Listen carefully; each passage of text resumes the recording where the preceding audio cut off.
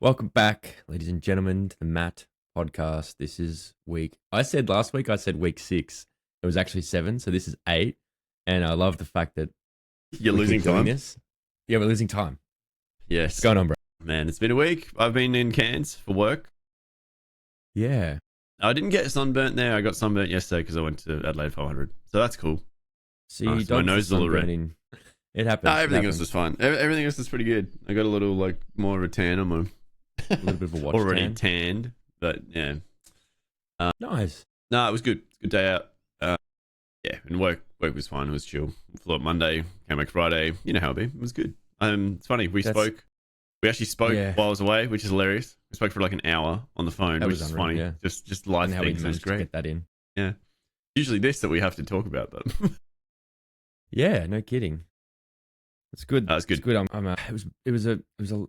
It felt like a really long week for me because obviously, yeah, we were chatting briefly bits and pieces throughout the week on Discord and whatever. But yeah, a lot happened this week and a lot of stuff that are not podcast relevant.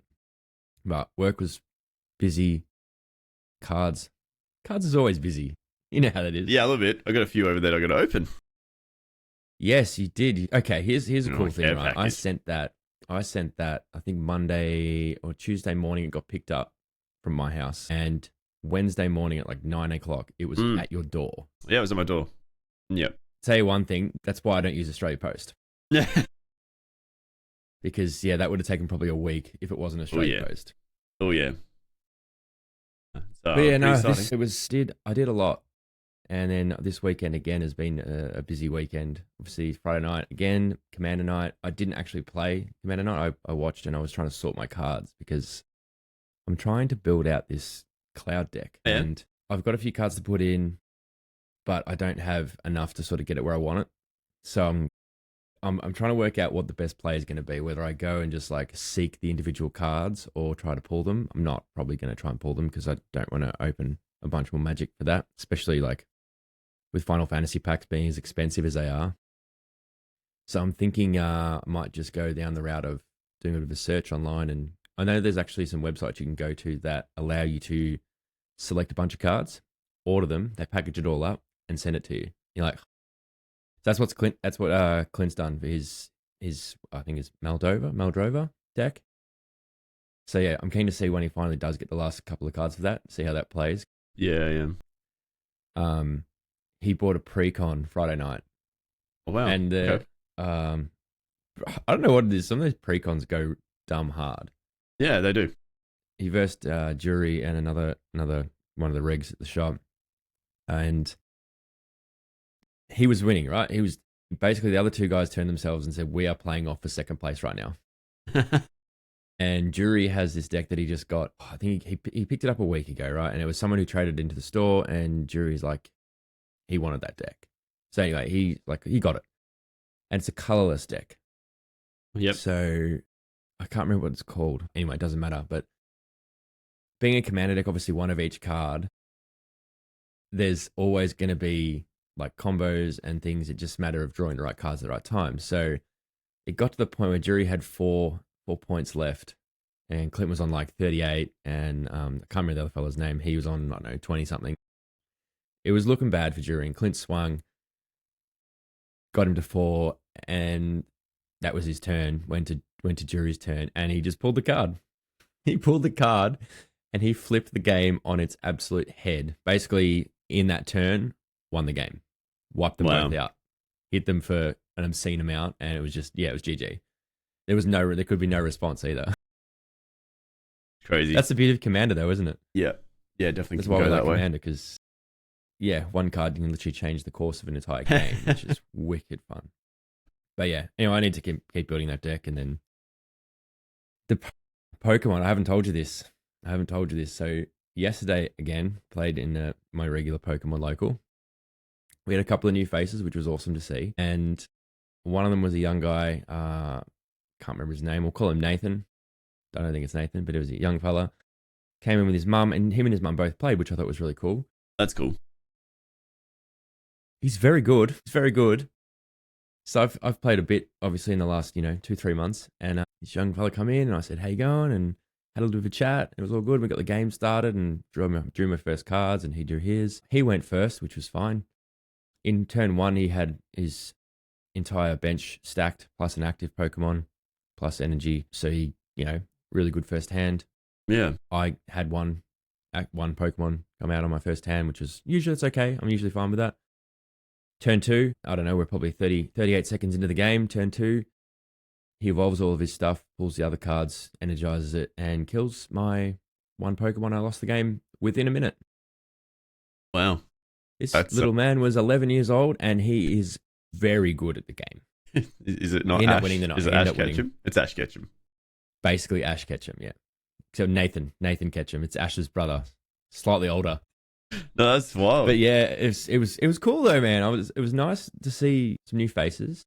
One of the other guys, I won't say the names on the pod, but he was new. He never actually played IRL before, so he's just like, I really wanted to check it out, and so I played him. Oh well, unfortunately for him in that instance, I beat him in turn 2. So pretty much did what the young fellow did to me.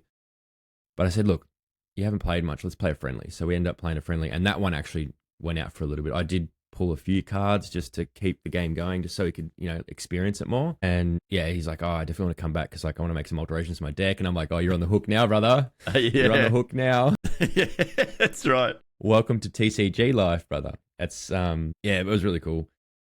And then obviously Riftbound was straight after that, and I forgot to register for the Riftbound, but not a big deal because I was obviously working in the store that night.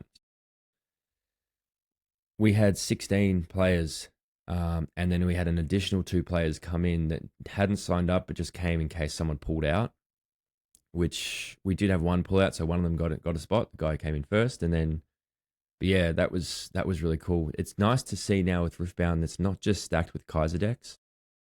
Yeah. Starting to see a lot more variety, a lot of Ari, Yasuo, still a few Master Yis. Still, I think there was one Kaiser for the whole night, which wasn't bad. Much to my disgust, lots of Teemos.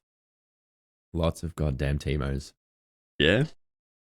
It was, but I can't remember who won. I think it might have been an Ari deck.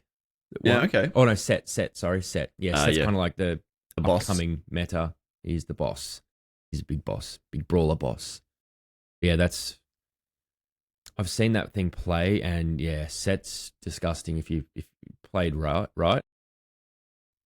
wipes boards pretty quick when it wants to. Well, yeah. So not good. But more pressing matters for both of us this week. We have the release of Renegades.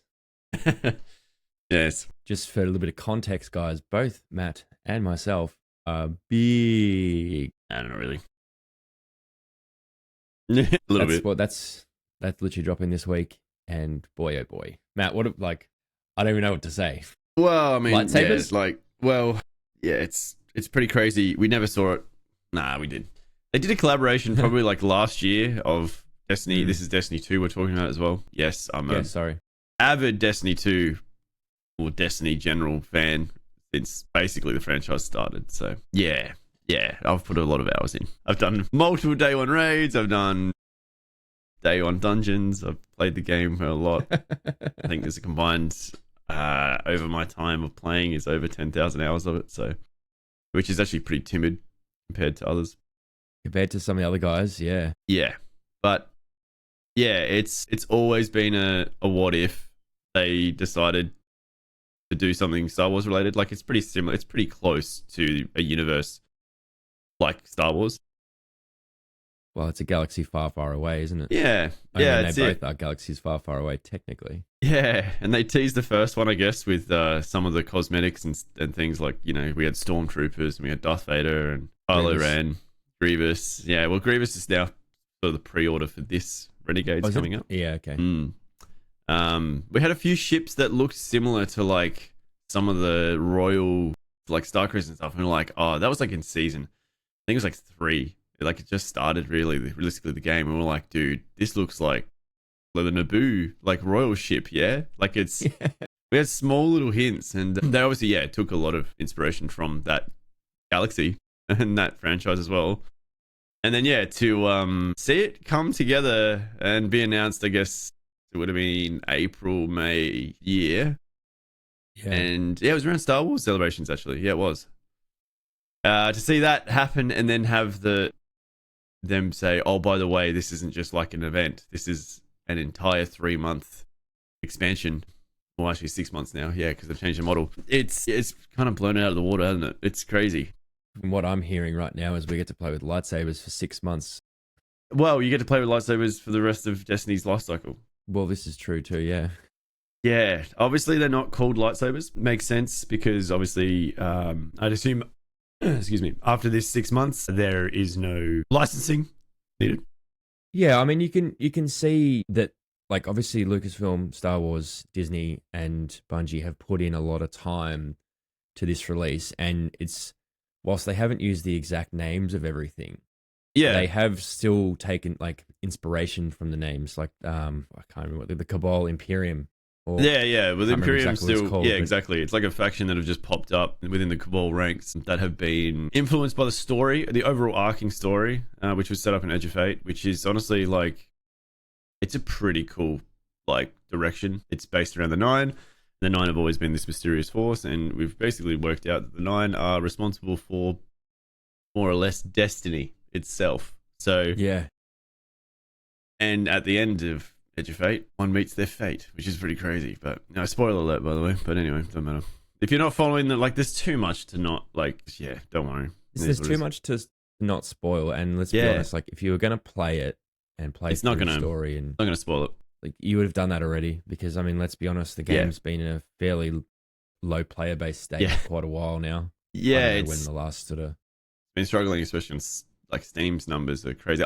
I mean, this is the thing, you can only ever see the stats off Steam charts. You don't see the console charts. And honestly, the driving force behind this game has always been console. I would die on that hill because it started on console. A lot of people didn't upgrade to PS5s ages.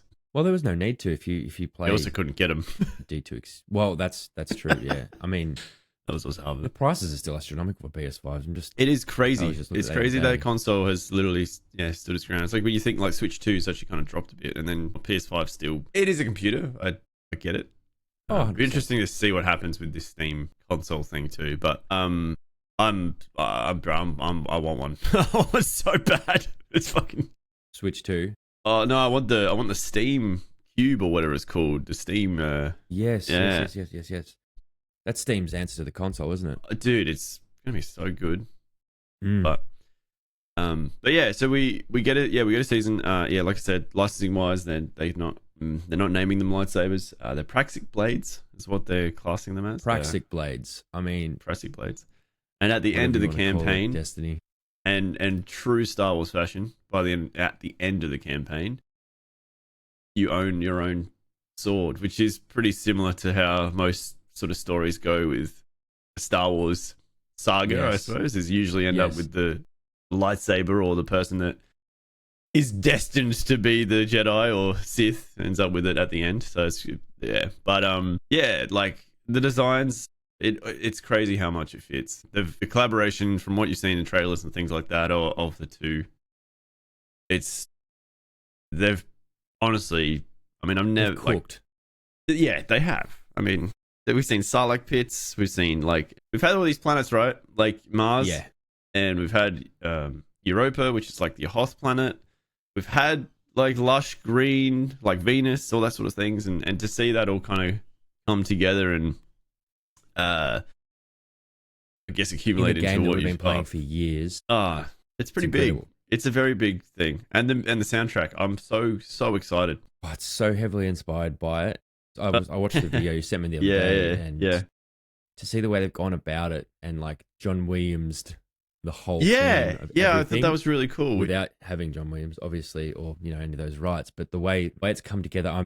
I don't play games with music on just for reference, right? I prefer to listen to my own music, or I'm in Discord chatting with you guys, or whatever it may be. But for this one, I'm gonna have to put the music back on because that is gonna be cool. I still add so much.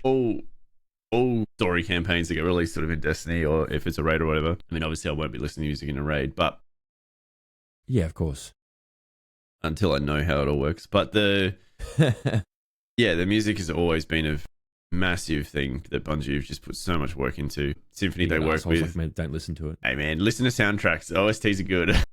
Yeah. But no, like they've cooked. They've like some of the seasons and stuff that they've come up with, like the pirate season, the shanties and stuff, and they were sick. Like unbelievably good music, and it fitted the aesthetic and stuff like that as well. But yeah, we get a new social hub as well. It's kind of like it's set up like a hut underground. Yeah, it's pretty cool. Okay. Yeah, it's a big 4 map, and the Vex are gambling. They wear clothes now. That's weird. I mean, I'm on board. But all the factions are basically set up like syndicates. Yep, that makes sense. And this they is have the beauty of it. They have kind of based them off this, like, you know, the underworld that we know to be. Kind of like Outlaws vibes.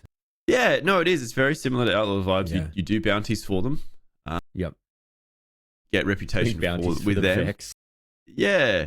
They've Sorry, we've wiped out, I don't know, like a quarter of your entire population. But hey, if you want us to work for you, yeah, good Vex. Yeah. But obviously there's something more sinister going on at play because, yeah, like I said, the cabal of this Imperium has just risen to power out of nowhere. Yeah. There is a Dredgen. We have now seen there is a Dredgen that is involved, which is essentially set up to be the sort of Inquisitor figure. Yes. And we've also now been introduced. He looks like a proper big bad. He looks badass, man. Like, he actually looks like this sort of in between concept of like a Revan, like a Darth Revan. Yes. And like a cross between that and then Inquisitor, Wrens. Like it's all there. Like the whole aesthetic there is pretty crazy. You've got the character. So obviously that character represents the dark. There's another one obviously that represents the light. And I find it funny that from what I've seen of her character, she seems to be very much in line with what the Jedi would be, right? You don't practice any of the dark. You only live in the light, so on and so forth, which is obviously what we've seen a lot of in Star Wars. So you've got this playoff between good and evil, as always is the case. But I think for her, it's going to be a bit of an awakening. It's like, oh, hang on, you can use the dark, but still not be a dick, I guess. Yeah, we're kind of like Arnor. So Arnor is actually a she's spoken about in Grimoire. We've never actually like sort of understood. We understand. So the Praxic Order has been a thing. You probably have heard that in the past. I believe she's the head of it, and yeah, she believed in that idea of there is only light. That's all they were really. Jeez, sounds. Well, honestly, they were warlocks. Warlocks that followed the Praxic Order, and they were kind of like these holy priests, I suppose, in a sense. Wow, like space monks. Yeah, sort of like Jedi. Yeah. Yeah, very similar. But like a lot of people, like I understand the sort of discourse between it, but she's also had to sort of change a little as well, because a lot of people were like the design of her, they were kind of hoping for more like a scholar sort of look, not more a warrior sort of. She honestly looks and reminds me of like the Knights of the Fallen Empire, like old Republic days sort of vibes. Yeah, okay. Like, you know, she's got sort of the armor, the battle armor, and you know, it's very reminiscent of Clone Wars stuff too. But yeah, it's going to be very interesting to see how I think we're just going to completely contradict everything for her. And I think that's very, very true to Star Wars in a sense. Like absolutely, yeah. We always have, especially these days, the moral choices of the characters that they've created in the universe. It's pretty interesting. It's interesting that they've decided to go down that path. But it's really cool. Like the cutscene you see, like she's using. I mean, they're known for their solar abilities, and she uses solar whilst Dredgen uses stasis. So it's fire and ice clashing together, which is pretty cool. Yeah. So, and I think honestly, I don't know. Yeah, in that video, they do show off the choreography. They have choreography for the fights. I did see, seen some of the clips from the fights, and they don't look like a standard animated fight that you would see in Destiny. Yeah. Very much. I kind of liken it to Maul versus Ahsoka and the end of season 7 of Clone Wars. 100% agree. You can tell, obviously, it's still animated. It's still a game. Wide shots as well. The wide shots of the whole arena and stuff. Yeah, it's very Star Wars. They've cooked, and holy shit, I'm excited for this. Yep. No, I loaded up Destiny the other day, bro. I'm like, yo, I've got an X-Wing. Let's go. Put that on, have a look at the shaders. Yeah, I mean, we were just talking about it off air. Like, it's, yes, Bungie are in a kind of a bit of pain at the moment. They've got to do some things right. And I personally think, like, I also put this sort of statement in the Discord the other day. I believe that Edge of Fate, they couldn't deliver half the shit they wanted to in Edge of Fate. Yeah. I think it would have been a timing thing too. They would have signed the partnership with LucasArts and film and been like, shit, we can't fuck that up. So I think they dropped a lot of resource, unfortunately, at Edge of Fate, and it kind of came out. Look, I wouldn't say half-baked, because the raid is by far one of the best raids we've had. Yeah, period. I agree. Like, it's one of the most. I mean, I haven't even done the alternate version of it. Raid. Yeah, there's an alternate version of it. Oh, yeah. Maybe we need to run that back. No, we do. Just do it. Yeah. No, okay. I'm so sorry. It's gonna take you 8 hours. Yeah, I'm the one boss. Yeah. You're right. But yeah. So it'll be interesting to see that. Yeah, I think that this model moving forward is what they want the model to be, and I think Renegades, like I said, they can't really stuff it up. I'm hoping that, I mean, they've already shown off. I mean, look, traditional Sony fashion. Yeah. They always release the game early, and they did. They dropped it literally on Wednesday last week on console, and then they went, "Oh shit, that's not meant to be live yet." Data miners got in, and they've shown off a couple of other. It's just armor sets, realistically. That they've seen. Yeah, so now the Dawning armor's been seen, the News Trials armor's been seen, and it's all very influenced by Star Wars. What's happening. Yeah, it's really cool. Really cool. We're getting more fur back, which is sick. Okay. Yeah, so like fur ornaments over the shoulders, sort of pauldrons and stuff. Like, I fuck with that stuff so hard, man. I think it's cool. Like the sort of space wolf. They've got wolf, like cyber wolves sort of looks as well for all the helmets. It's killer. Yeah. There's gonna be most of them cool will end up. Yeah, most of them will end up in the microtransaction side of things, but they cook with the sets, guys. What? Like, look, fund the company. If you like the game, look, people spend so much money on, like, obviously, okay, we've paid for an expansion. Fair enough. And with that expansion, we're going to get some really cool stuff, and we get new story, and I think the value will be there. For the additional things, I don't have an issue. If you like it and you want to spend a bit of money on it, whatever, just do it. Just do it. Like, as we were talking about before, there's a real chance that this could be, in terms of Sony and Bungie, this could be Bungie's last proper crack at it before Sony really pull the handbrake on them. Obviously, they didn't have much luck with Marathon, with its beta, and obviously, I don't think there's been much release since about that. Aside from, we're going to make it better. I think they're going to do all right, actually, out of Marathon. I think people are... Yeah. And this is always the case. You know how it is. Like, the haters kind of a timing thing. Loudest. It's 100% a timing thing with them, and I'm glad they didn't release it. They're waiting till next year. Yep. Hopefully before GTA 6. I think it will. It will. Look, man, like, I mean, if they dropped it tomorrow, I think it's crazy to do that, especially with Arc Raiders being how successful it is. Yes. I think with extraction shooters, you have to be kind of careful when you release those, because I think if you saturate the market too quickly, you end up with just too much choice, and people will just start. Well, man, look what happened with Battle Royales. I mean, even Call of Duty or Activision's first, foray into the BRs with Blackout. Like, Blackout was good for the Call of Duty fan base, but didn't bring any new people in, I don't think.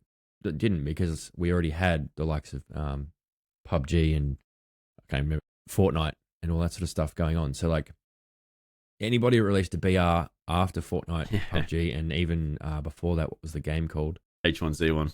H1Z1. Even before that, like, those three had most of the market, And then, I miss H1. I miss H1. Game. That was a good game. It just, look, I'll be honest, I think Arc Raiders, I know we bang on about it being one of the coolest things, but it honestly probably takes me more back to H1 days of, like, the intensity of H1. I think that was, I don't know, man, something about PUBG just never really sat with me. It felt too military. Yeah. If that makes sense. Like it was, I don't know that it was based off of that, and I understand that.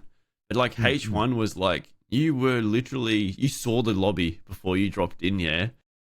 And then like PUBG were like, oh, we'll implement that, right? But like H1 was like, you were in the lobby and you were like, only one of us in this lobby is coming out. Correct. And it, and then you drop, and it's random where you drop, right? Like it just puts you on the map, and then you're like, oh, cool, this is where I got to drop. I thought that was actually a good way to do it. I think it was a great way to do it. Choosing is just hot take. Choosing where you land is terrible. But it does set 100%. up some good early game fights and a little bit of luck of the draw in terms if you pull the crate that has a good gun versus the guy that pulls a shotgun from long range, you're in trouble. But like that in itself does add to the excitement. But yeah, I just basically coming into the map wherever randomly drops you. Yeah, well, I'm exactly right. It's the okay, cool. You're right. We do. Great. I'm a kilometer away from my objective. Yeah, but again, forms a bit of a storyline that we look back and laugh at. Exactly, because we have to get there. Yes. You want to finish this mission? We have to get there. So, how we get there and what we encounter along the way, that part of it itself does make it like way more enjoyable, I think. Because if you just decide I'm going to land right next to my objective, do my objective, and get out, it's boring. It's boring. It is. I agree. I'm not a fan of that. No. I think in arenas, makes sense. But absolutely. Not battle. Well, look, talking of battle royales, and I mentioned last week. Where's Ninja been? Where's Ninja been? What is Ninja doing? What is Ninja doing? His hair. Yes. Not that anybody cares. I found out. I did a bit of research. I found out what Ninja's doing, and it actually ties back into the Bungalators and Hutch. He's been playing Arc Raiders like non-stop. Yeah. Of course. So, yeah, it'd be stupid not to. No. But I've seen in my little researching Arc thing that I did during the week, I found that he's been copying a lot of hate, and a lot of flack. Really? Because this is so dumb. No, this is dumb. This is real dumb. Like, yes, this is dumb. I get it. Okay, all right, yeah. Yeah, because obviously, Ninja blew up 2018. Ninja was the bee's knees of streaming. Yeah. He was that guy. Yeah. Now he's not that guy. He's not that guy anymore. You've got other streamers that are, much bigger. He's still, I think, the second most followed streamer on Twitch. Whatever. Doesn't pull the viewership he used to. People are giving you shit for it. Believe it or not. Doesn't. It's believable. Yeah. But like I said, my favorite artist. The thing I like about it is he's just literally taking it so chill. Yes, he has his blow-ups, of course. He's human. But he's back to the sort of the old days. Yeah, and this is the funny thing, right? This is pre-blow-up Fortnite. Ninja. Just doing his thing. Yes, pre-PG Ninja. Yeah. Yes. And I mean, I'm all here for it. I think that's great. It's actually crazy to me. I've been doing this 14 years. You think I care? Bro. Yeah. I think it's just crazy. It's like you literally see the H1 days. Right. That's very kind of obviously that in Halo. But the the blow-ups he had on there, bro. And then he goes and does Fortnite and everyone's like, man, you sell out, bro. You sell out. Like it's like you can't win. He's like, don't. Yeah. I mean, the guy fucking saw a market and he ran with it. And like, I don't think anybody could have foreseen how Fortnite would have blown not only him, but like a whole generation of streamers up. Oh, no, 100%. It's been the gateway for so many people. Oh, Courage, 100%. Courage. He was a Call of Duty caster. His pivot needs to be studied. Like, absolutely, I still think he has one of the best work ethics I've ever seen, man. You can go on his Twitter and you just see, like, bang, still to this day, like, right? Sure, he, like, once again, doesn't pull as much viewership, right, as he used to. It doesn't fucking matter. It doesn't matter. Like, he's still got that routine, like, bang, here's a tweet. Bang, here's my YouTube. Bang, here's another tweet. Like, here's another thing. Follow my social. It's like clockwork, man. It is wild. It is impressive. Wild. He's very impressive. It needs to be studied. It needs to be studied because his pivot from Call of Duty casting to Call of Duty to then creating a series of like literal codcasting like bot matches. Yeah. To then ending up in Fortnite. And now he can play whatever he wants. Yeah, and that's the beauty of it. You do the work when, strike while the iron's hot. I think the old saying is. He did that. He got his channel to a really good place, and then now he gets to reap the rewards of that because he has his fan base. Yeah, and that's where I think that should be the goal for any streamer, really. Yeah, is to get to a spot where you build up your fans to a point where you've got a good, consistent group, and then from there, like, look, if you make some money out of it, great. If you don't, and that was the goal, you're sort of not in it for the right reasons in the first place, in my opinion. No, 100% agree. Yeah, 100% agree. Especially these days, I think a lot of people like just see the sort of one-hit wonders get famous overnight. Yes. Making the income, and it's like, guys, I'm telling you now, for someone that's done content for nearly like half their life, that's luck. There's a massive element of luck in it. And I think that's what a lot of people sort of don't get. I mean, I haven't seen too much of it recently because it's only now in the last, 3-6 months that I've sort of come back into looking at everything again. But like I scroll through Twitch from time to time, and I like to scroll through, I search for a game, and then I scroll to the people that have 1 or 2 viewers or whatever. And you go in, and just the attitude of people, look, it's probably a generalization or overgeneralization, but the ones the experience I have doing that now is just like, why would I want to watch you? Like, I get you're streaming to. I think a lot of people don't ask that question anymore. Yeah. You're streaming to 1 or 2 people, so I get it. It is a grind and whatever. But as we've talked about before on the cast, unless you're streaming, your streaming isn't your top of the funnel stuff. Streaming is the bottom of the funnel stuff. Streaming is the subsidiary, the side stuff that you need to be doing. If you're not doing shorts and reels and TikTok and YouTube long form and YouTube, shorts, whatever, you're not even in the game. You're not even in the game, because we all know, very well documented now, that Twitch has next to zero discoverability, even after the changes they've made. You're not going to blow up on Twitch just because you're playing Fortnite. You're not going to blow up on Twitch just because you're playing this new game and you happen to get a clip. That's just not how it works anymore. There is an element of luck. I think any big streamer can agree there is an element of luck and timing and all those things that go together. It's like a mad scientist, right? And they're trying to put together a concoction to. I don't know. They were there at the beginning. That's literally it. They were there before all of it got saturated. They were just there. Yeah. And this is the thing. It's rewarded the people that did grind, and it's rewarded the people that did create good content that was exciting and entertaining and or served some purpose or gave some value to who was watching. And a lot of that early days was based on the fact that the best players got views because they were the best players, and other people wanted to emulate that, so they watched to learn. Now it's more, I think, entertainment value, which is why I think Burnt Peanut does so well, despite being a peanut. Entertainment value. People want to watch Burnt Peanut because it's just hilarious. The things that come out of his mouth. Yeah. Someone else that needs to be studied, to be honest. And if one day that face reveal happens, I want to be there for it. Yeah. I honestly don't think he ever will. He has a really good podcast that you actually like to watch, obviously, is Around the Table with Hitch. He interviews Peanut. Yes, as the Peanut. Yeah, as a Peanut. And there's actually security in place for if he was to ever accidentally face reveal. He's got backups. So if he ever turns into a burnt banana, we know what happened. It's right. Yeah, so if he's the server shits itself or whatever, or his computer shits itself, he's got plans in place to completely hide his identity. He doesn't want to be known. That's so fair. Yeah, it's fair. He's got a family. Fair.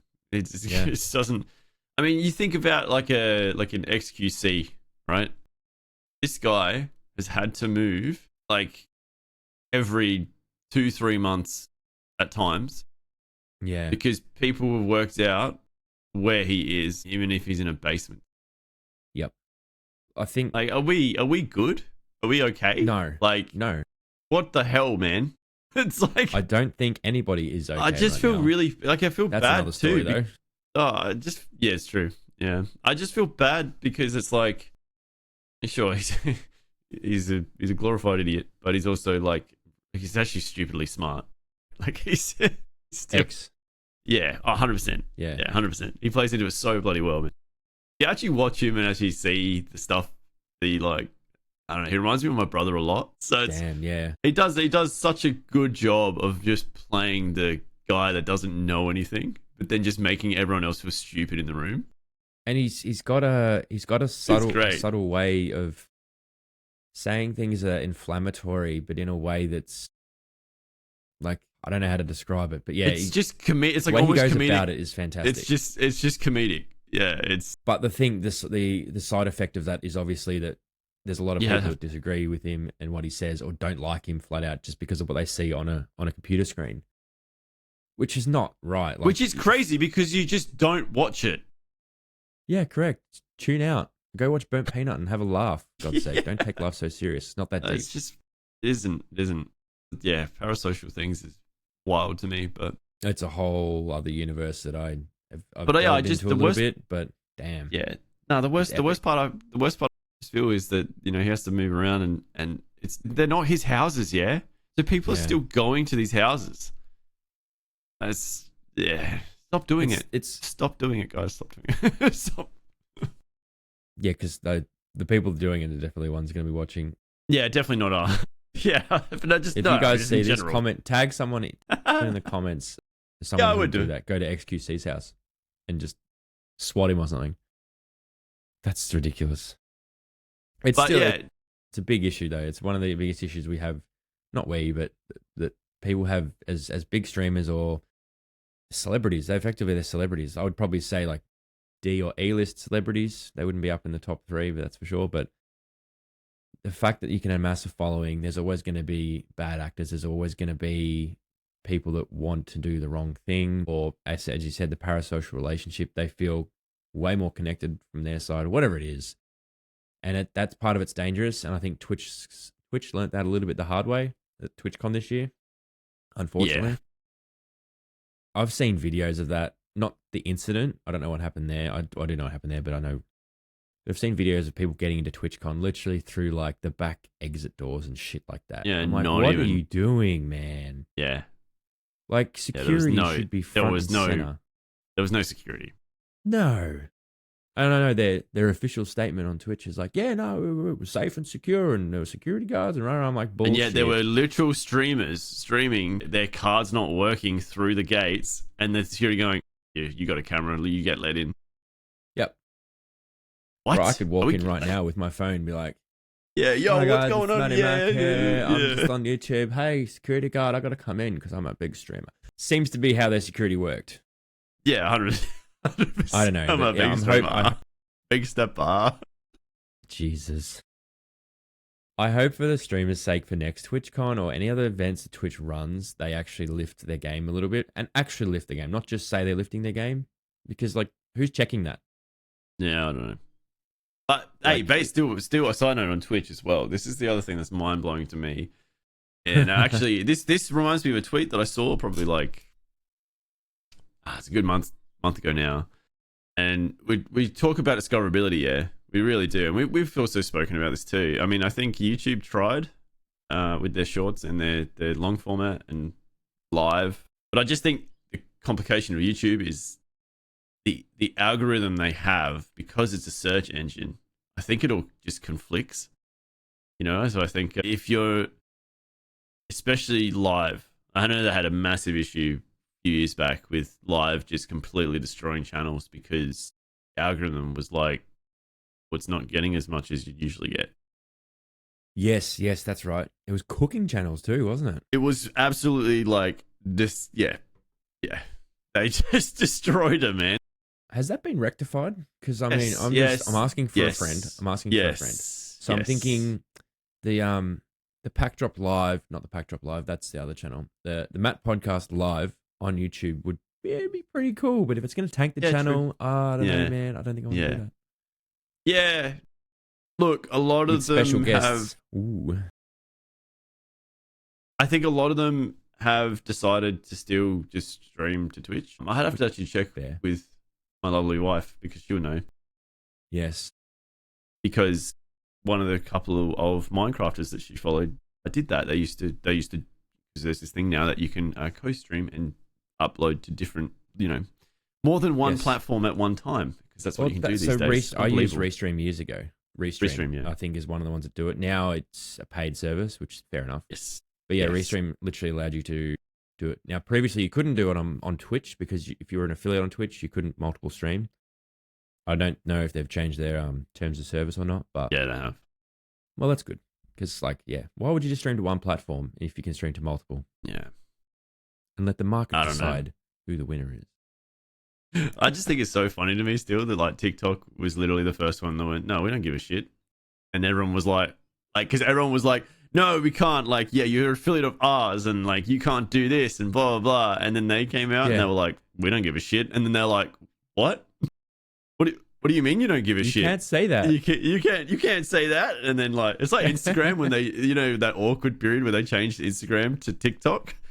And then they were like, what are you doing? And then Instagram's like, well, this didn't work. And then they just reverted it back. It's like it never happened. Yeah, that happened. We remember. Absolutely. So we were opening good, Instagram, and I was like, hang on, what's going on here? Oh, it's like they still have a lot of that. Like a lot of that.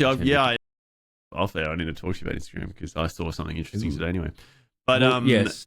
Like the thing I noticed with my Instagram algorithm, right? And it's great because it's golf and it's now TCG stuff for my personal one, which is great.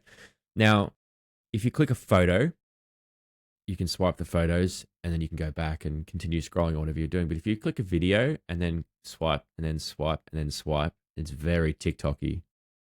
But it's not front and center like they tried to make it. No, that's right. No, I think is great. That's fine.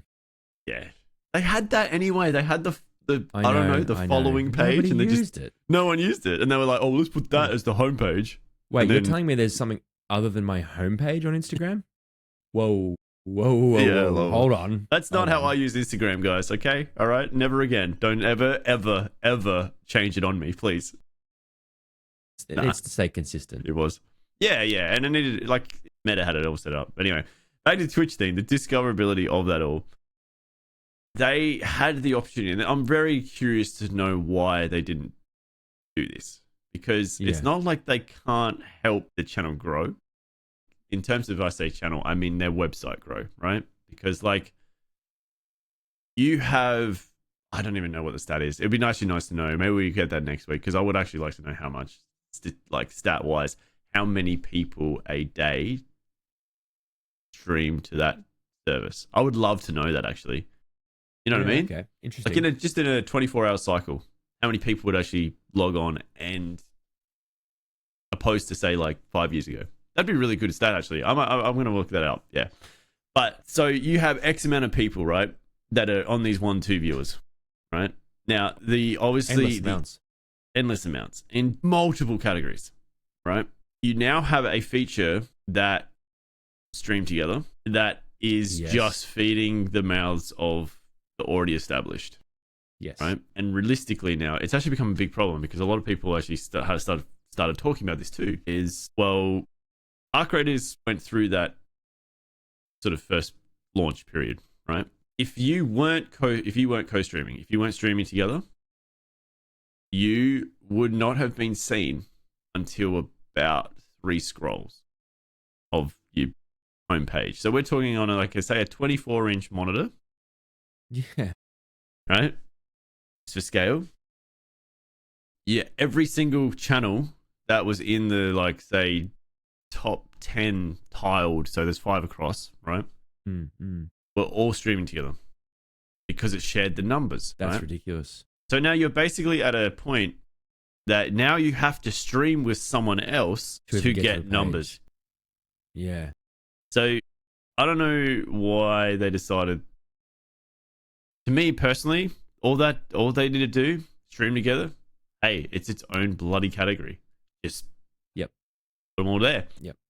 I think that's probably not a bad shout because it's a tag and it puts. I don't like that, man. That's I don't. No. If I'm streaming like a bullshit whatever, and I had 40 viewers, God help us if that ever happens. Like, you have to. And you're competing against. Well, yeah, it's competition, isn't it? Really, you're competing against. It's pretty crazy. It's pretty crazy. A bunch of people that are streaming together. That's off its head. Yeah. Like, okay, we're not taking anything away from the people that obviously can can pull 50,000 viewers. I'm not, right? Yeah, absolutely not. But if you have 50,000 viewers, yourself. exactly. But if you have 50,000 viewers, and then the guy that you're streaming together with has 40 viewers, it doesn't just go 40 viewers. It puts them together. So you have 50,000 and 40 viewers, and it puts that person second.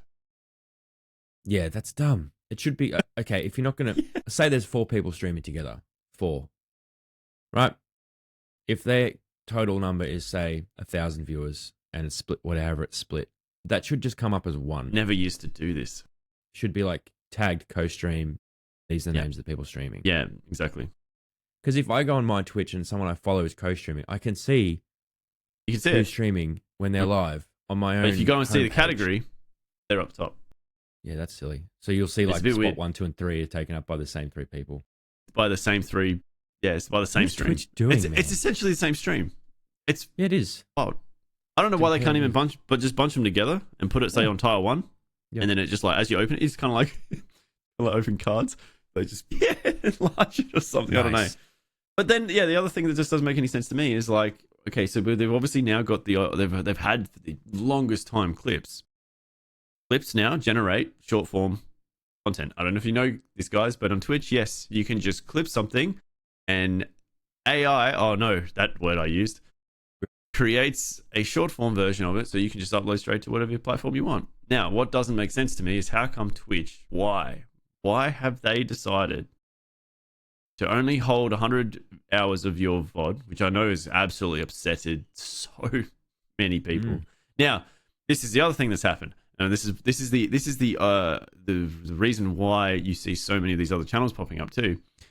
So you used to have a storage device, right? So you used to do your VODs. So like I used to, right? You'd have like up to your 100 hours of content, your clips, your whatever. Over that, you stream for 5 years. Good luck trying to keep that below 100 hours of content. Yeah, absolutely. Everything gets clipped. Unbelievable.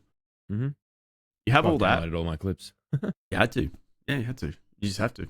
And yeah, so you had all that. And then they decided that you can't do that. You need to upload it all, right? So, or download it all so that we're getting rid of it because storage-wise, blah, blah, blah, blah. That's screwed up discoverability for a lot of people. Do you think, here's one. Do you think any platform has discoverability like nailed in like a fair way? I don't. No, absolutely not. Yeah, I agree. No. It always, and I get why, but it always tends to favor those that are pre-established and have big followings and will pull viewers regardless. Which, again, I get it because that's where the money is. Twitch could be the one-stop shop, man. Is basically what I'm getting at. It could be everything. Like we've spoken about. The next question would be: do they want to be the one-stop? I don't think they do. That's what I mean. I've got to be like a fly on the wall in these meetings, right? It's like it's just surely they're just one person's like, we need to do everything, and then so everyone else is just like, no, we don't. Everyone's like, shut up. Shut up. Yeah, don't say that. We're a streaming platform. Yeah, that's all we do. You can clip your videos. If we leave them up to the other platforms, no, you can still coexist. Mm-hmm. It's not like this guy is going to just upload and just keep it all on Twitch. They might, but hey, at least it might fucking help their discoverability if they're trying to grow an audience. It's bloody wild to me. And the company's decision making is when these things started, it was good intentions. Yeah, we want to provide a platform for people to stream. Justin.tv. Correct. And then obviously money gets involved, and the good intentions soon becomes bottom line on a profit and loss statement, and that's where all the decisions are then made. You know this. I saw the other day they're introducing like you can gift like 1,000 subs now. Have you seen that? Gift 1,000 subs. Yeah. So only for the low price of $5,000. Who's doing that? I don't know. That's the new thing they're pushing. Twitch right now is pushing. You can spend $5,000. It's literally just a baseline for 1,000 subs. Like that is literally what they're pushing right now. That's called a Hail Mary. And you know what's crazy is like this quoted tweet. Oh, it's happening. This quoted tweet, someone went, it's a former employer of Twitch. They were like, the reason why they're doing this is because there are literal people at like Amazon and Twitch scraping the barrel to try and hit their like end of financial year. So they KPIs. a big product. So they go, well, product up yeah. there. So apparently, like gifted subs, wild. The only reason gifted subs exist is for these like unfortunate people at Twitch having to who have KPIs meet their KPIs hit. That's all it's for. So they might get like X amount of channels, right? Yeah. And so they'll say like, yeah, so you have to, you look after like this section and they have to hit X amount of KPI. And the reason why they introduced gifted in the first place was to help them hit it. Well, look, if anybody from Twitch wants to reach out to the podcast, you can get in contact with us via email. You can find that on our X page and our Twitch profile, which doesn't exist. Oh, wait. Yes, it does. Don't worry about that. I'd like to actually know that from the horse's mouth. Fly on the wall, that's insane. Man. It's incredible. Look, again, this is bottom line decision making, as every company is nowadays, and they have to do it because it is competitive times and blah, blah, blah. For me, personally, I think YouTube do a very good job of semi-consistency. Look, they tried the streaming thing, killed a lot of channels, did a lot of weird shit. I think now they're in a better position with that you're not going to like nuke your channel because you can playlist things specifically so it doesn't interact as much. Yeah, they encourage you to do that a lot now. Yes, which I'm noticing heaps, especially between the two channels. And I've been playlisting everything because just good practice. And like, if you want to look at all of my Pokemon pack rips, there's a playlist for it. There's a playlist. You want to watch the Riftbound pack rips? There's a playlist for it. You want to see the MTG rips? There's a playlist for it. That's right. You heard it here first. We have playlists on the Pack Drop YouTube channel. Go check that out. Plug, I like that. That was good. Good. Yeah. But the other thing that I like YouTube for that. Yeah, the other thing that Twitch did as well was that obviously with all that VOD being taken off, all that content being taken off. Now you've probably seen the rise of 24/7 channels just pop up. I have. Of VODs. That's how they get away with it. That's how they get around it. So yeah. So now, but like, I don't know. Once again, man, we're talking. Yeah, so it's a grey area for me, man. I don't know how I feel about them. I thought at the point I was like, oh, this is pretty cool. If they're not live, right? At least it's somewhere that you can go and just have it on in the background, kind of like music. You know what I mean? Yeah. And then I'm thinking, that's 2,000 people that are being taken away from seeing other channels. Now, you do what you want, right? Like I said it before in this, you can close a tab, whatever. I don't know how that sits with me. It's hard, man. I get that they want to do it like income sort of things and stuff like that. I don't blame the streamers for that at all. I think they've done a very good job. Keeps their viewers in their little ecosystem in their bubble. And that's what you want. It's 100% what you want. But yeah, as you said, like if there's 2,000 people watching a Nade Shot VOD, it means there's 2,000 people that can't be like looking at other channels. But at the same time, are they going to go and look at other channels, or are they just going to jump to Shroud or? Yeah, I don't know, man. This is not a dig at like the bigger channels. This is more a dig at the fact that it's damn near impossible for any smaller channel, any smaller creator now. I think a lot of very people bit of luck to get up there. Yeah, I think a lot of people in the past, like I remember when I first started. Right now, we're talking when I first started streaming. Is like 9 years ago now, right? Yeah, it's a long time, brother. We were much younger, much more handsome. Yes, didn't have a shitty moustache. When does that go, by the way? That's coming up. God, bro, it's like, tomorrow. That's good. Yes, let's go, baby. Yeah, I'm back. Clean Skin Matt is going to be back next week, ladies and gentlemen. Episode 9 with Clean Skin Matty. But it was. I've got the train of oh yeah, no, back in the day, yeah. yeah, back in my day, yeah. Back in the day, yeah. No, it was just like I remember a lot more people coming in and being like, I'm new here. Yes. Not a returning person. And literally finding people that were like, I prefer smaller channels because I get to actually talk to them. You get to interact, yeah. You know, yeah. And I think get lost in the fluff. I think we lost that somehow. I don't know. We lost that too, which is strange. I don't know, man. Not that I haven't streamed for a long time. Obviously, the last stream we did was in New World. No, it would have been COD, Black Ops 6. Yes. Yeah. I don't like streaming. God, I wish that worked.